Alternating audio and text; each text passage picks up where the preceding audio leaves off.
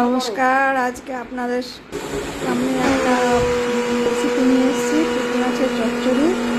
যে রান্নাটা করছে আমার মেয়ে, সর্ষে বাটা পোস্ত বাটা দিয়ে এই রান্নাটা হবে। পেঁয়াজ, নুন, হলুদ, কাঁচা লঙ্কা চেরা এগুলো মেখে বসিয়ে দিতে হবে। হলুদ, লবণ, তেলের উপরে কালো জিরে ফোড়ন দিয়ে তার উপরে মাখা মাছটা দিয়ে খানিকক্ষণ নেড়ে চেড়ে ভাজা ভাজা হয়ে গেলে সর্ষে পোস্ত বাটাটা দিয়ে দিতে হবে। আমার এই জায়গাটা বড় মিস হয়ে গেছে, আমি সর্ষে পোস্ত বাটাটা ভিডিও করতে পারিনি। যাই হোক, এটা দিয়ে দিতে হবে।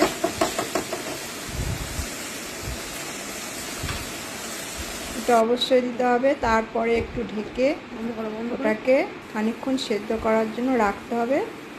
রেখে তার উপরে ধনেপাতা কুচি ছড়িয়ে দিতে হবে। ব্যাস, তৈরি হয়ে গেল পুঁটি মাছের চচ্চড়ি। গরম গরম ভাতের সঙ্গে এই পুঁটি মাছের চচ্চড়ি খেতে অসাধারণ লাগে।